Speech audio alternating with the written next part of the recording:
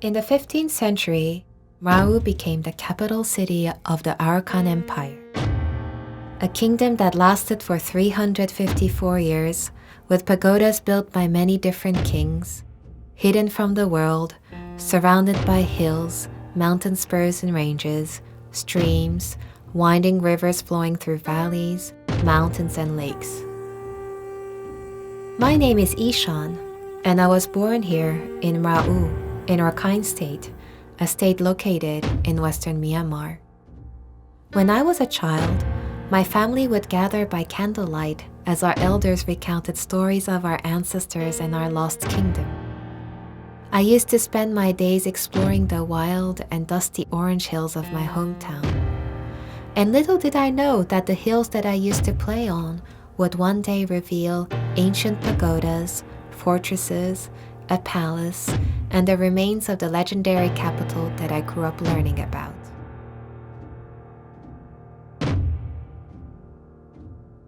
I come from a long line of Mrau's last remaining archaeologists and historians.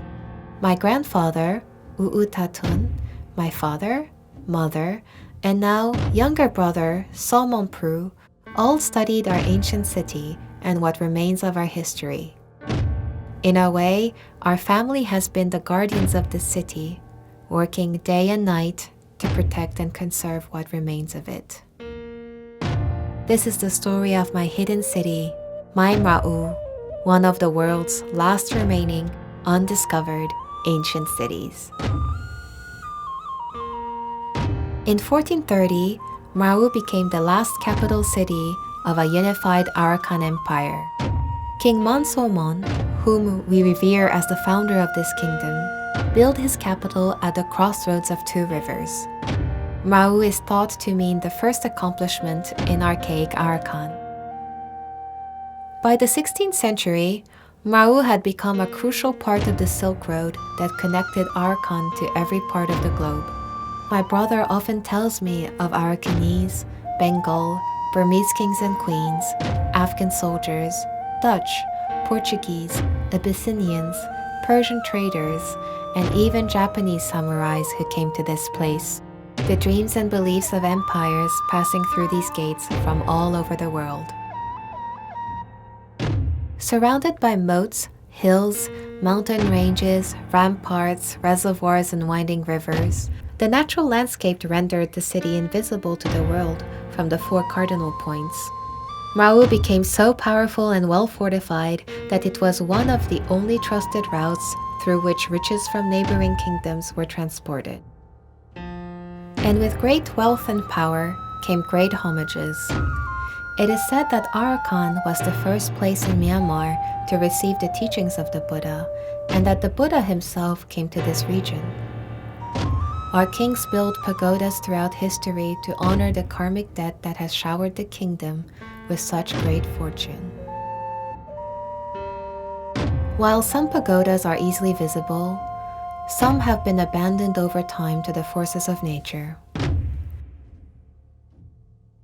Every day, I walk past the Shitang Temple, also known as the 80,000 Pagoda, constructed by King Mamba after his conquest of the 12 Bengal cities. Inside the Shitang Temple are colorful stone carvings of animals, people, Buddha, kings and queens, and a mythical Rakhine creature called a Byal, a combination of 9 different animals.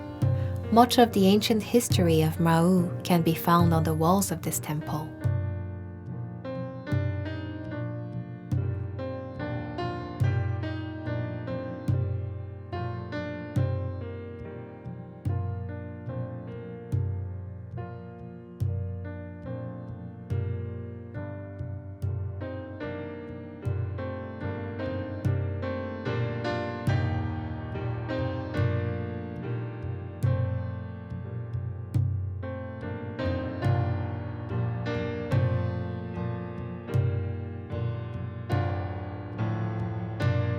King Mamba's son, King Mandika, built the Kotang Pagoda, also known as the 90,000 Pagoda, which my parents excavated. My father was the deputy director of the Mrau Archaeological Department at the time, and my mother was his assistant. They spent every waking moment planning the excavation of this site by drawing rough imaginary sketches, trying to locate the entrances, enclosures, and stairways from historic documents and the oral traditions that had been passed down through generations in our family.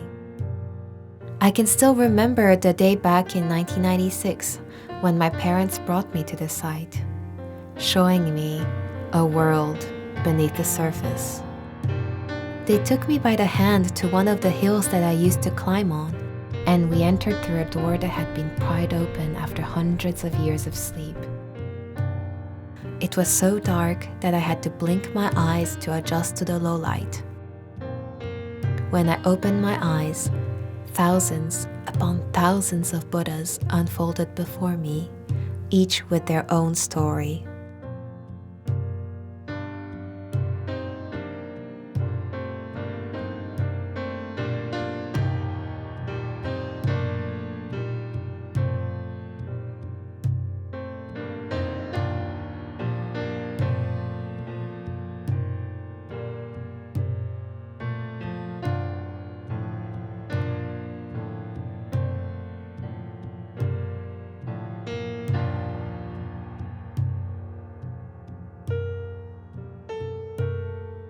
The same guardian ogres and ogresses from King Mandika's time continue to protect the entrances of the pagoda, keeping a watchful eye over those who dare to cross the threshold.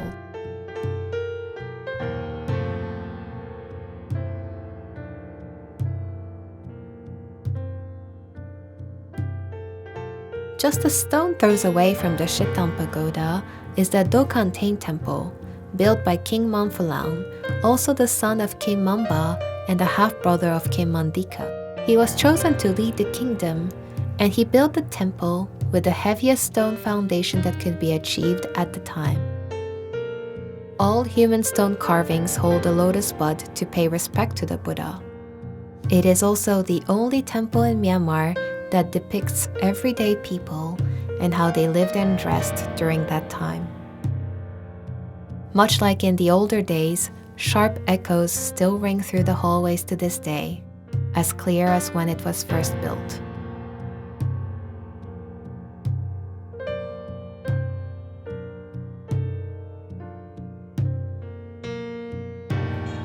The 21st century has caught up with my city in some ways. Cars and motorcycles meander along the dirt roads. Nearly every resident has a mobile phone, which they use to connect to the rest of the country and the world. Children hear stories of their ancestors, not by candlelight, but by lamps and house lights powered by electricity and solar energy. While the modern world is here, I still see traces of a preserved culture every day, and our way of life has remained largely unchanged for centuries. Our people live simply. We are a mix of ethnicities and values, living with each other and with nature. We are not defined by our traditions, but they give us balance and guidance and endless beauty.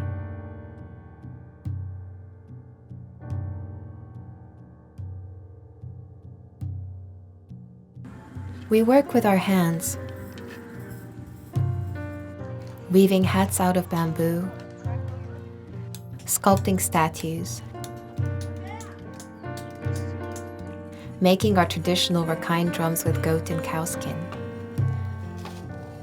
Drum beats below as we chant our native songs. The sound of conch shells calls us back to the time of our ancestors.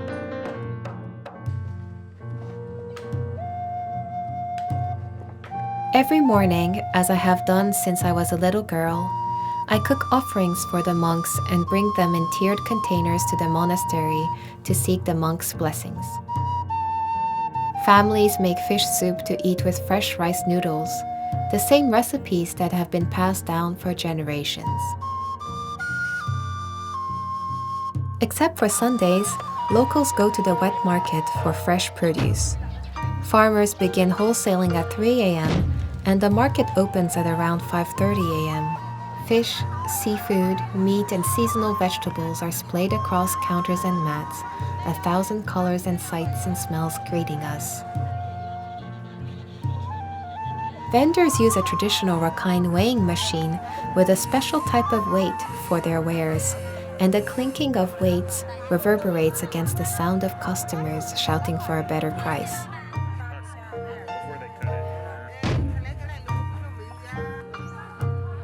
The most common produce in Rau are cauliflowers, small potatoes, monen, bamboo shoots, chilies, banana stems and buds, pumpkins, and green papayas. We often joke that there is never a ripe papaya here because everyone eats them when they are green, sliced into thin shards as local papaya salad. On our luckiest days, we can find freshwater snails called moret from local rivers lined with nipa palms. These snails are a delicacy for us and can only be found in our part of the country.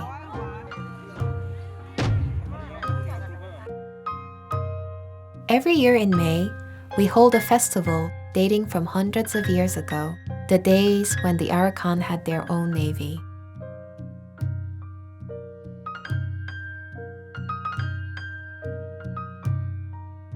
Men from the city and neighboring villages go in search of a single tree that can produce a boat up to 70 feet in length. Teams of men race against each other on the rivers in these dugout boats, thrashing against the current as monsoon clouds gather to welcome the rainy season. We also have a traditional wrestling event, also dating from the times of the kings, called Chin, meaning swift like a tiger. It is a combination of the words cha, meaning tiger, and yin, meaning to fly. Among the two players, one is cha, the person who has to catch their opponent. The other is yin, the one who has to try to escape from the cha. The players switch roles in the next round.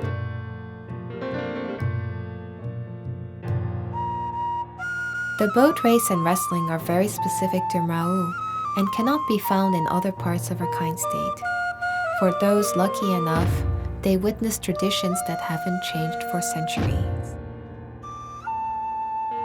We all take part in finding the balance between our past and our future, between our traditions and preparing for the future, while living and working in our blended world. My brother and I are like so many other young people building towards the future of Mrau, hopeful that a new chapter awaits our city. Like my grandfather, Tatun, who established the Mrau Archaeology Department in 1955, my brother, Somonpru, hopes to keep the family tradition alive after joining the same department to continue protecting our history and culture. His role in the archaeology department is to check on the monuments regularly and make sure no one is defacing them or stealing things. He loves to share stories of how different parts of the city were built and rebuilt throughout its history, which I thought of recently when managing our rural road building projects. Hope lives in all of us. In July 2019, Bagan, perhaps the most famous tourist destination in Myanmar, was finally designated as a UNESCO World Heritage Site. For those of us in Mrau, we cheered for our country, and we cheered knowing that if Bagan could be recognized as an international destination, then someday we can too. We dream of occupying a place of wonder and discovery in the hearts and minds of people around the world, to be mentioned alongside the pyramids of Giza, the sanctuary of Machu Picchu, and the temples of Angkor. Hope is what keeps our excavation efforts alive as we prepare for a future that incorporates our past. The excavation of the ancient palace site has only just begun. The further we dig, the further we can picture how the royal parliament convened daily in this palace building. The king lived in the center, his parliament lived around. Monasteries and courtiers circled the king's quarters. Queens, princes, and princesses lived outside of the palace city walls in case of enemy attack.